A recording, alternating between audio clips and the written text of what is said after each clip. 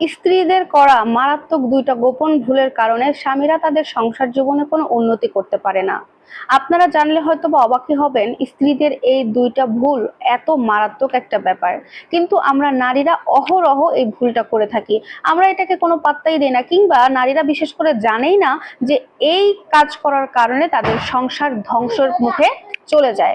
প্রথম যে ভুল করে থাকে তার মধ্যে নারী যে ভুল কাজটা সেটা হলো অকৃতজ্ঞ। নারীরা অনেক বেশি অকৃতজ্ঞ হয়ে থাকে, এটা কিন্তু সত্য কথা।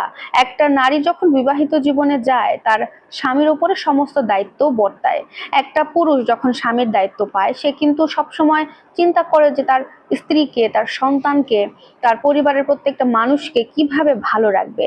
কিন্তু ওই স্ত্রী স্বামীর এই মূল্যটা কখনো দিতে পারে না। একটা পুরুষ মানুষ সারা দিন বাইরে পরিশ্রম করে, খাটাখাটি করে, সবকিছু শেষ করে, কাজ শেষ করে যখন বাসায় ফেরে, একটা পুরুষ তখন চিন্তা করে যে আমি বাসায় ফিরে আমার স্ত্রীর মুখের হাসি মুখটা দেখবো, আমার স্ত্রীর মুখে দুটো ভালো কথা শুনবো, তার সাপোর্ট পাবো, আমার ক্লান্তি দূর হয়ে যাবে, বা এতটুকুই একটা পুরুষের চাহিদা থাকে। কিন্তু অধিকাংশ পুরুষ কাজ শেষ করে বাসায় ফিরলে স্ত্রীর সাথে কি হয়? স্ত্রীর সাথে খারাপ ব্যবহার হয়। স্ত্রী স্বামী বাসায় ঢোকা মাত্র মানে ঘ্যান ঘ্যান প্যান প্যান শুরু করে দেয়। তোমাকে ফোন দিয়েছি কেন ধরো না, এত লেট করে কেন আসলো, তখন কোথায় গিয়েছিলে, কার সাথে কথা বলেছিল, আমার বাসায় চাল নেই, ডাল নেই, চুলা জ্বালানোর আগুন নেই, নানা ধরনের কথা বলে মানুষটার মাথা খেয়ে ফেলে। ওই মুহূর্তে মানুষটার মাথা গরম হয়ে স্ত্রীকে দু চারটে কথা শুনিয়ে দেয়, তখনই কিন্তু সম্পর্কের মধ্যে একটা টানাপোড়েন শুরু হয়ে যায়।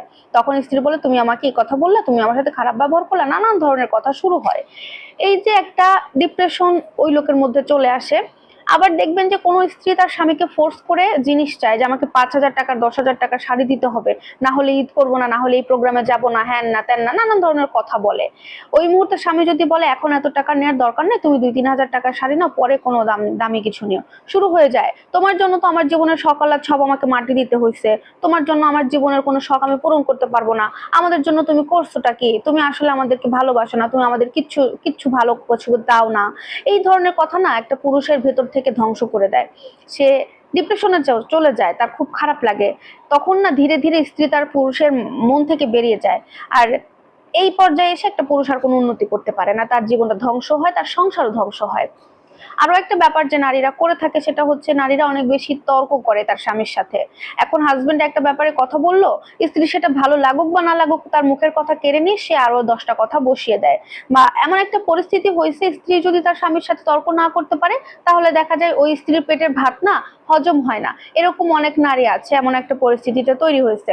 কিন্তু একটা কথা কি জানেন, সাধারণত পুরুষ মানুষ তর্ক করা মেয়েকে কখনো পছন্দ করে না, স্ত্রী হিসেবে তো আরো নয়। তখন দেখবেন যে যে নারী তর্ক করছে ওই নারী ধীরে ধীরে স্বামীর মন থেকে বেরিয়ে আসছে। স্বামী তখন ডিপ্রেশনে চলে যাচ্ছে, টেনশন করছে, এক পর্যায়ে গিয়ে তার কর্মজীবন, ব্যক্তিগত জীবন, তার সংসার জীবন সব ধ্বংসের মুখে চলে যাচ্ছে। তাই বলবো কি বোনেরা, এই অকৃতজ্ঞ এবং আপনার মুখে মুখে তর্ক, এই দুটো বিষয় একটু পরিত্যাগ করার চেষ্টা করুন, দেখবেন আপনার সংসার জীবন সুখে ভরপুর থাকবে।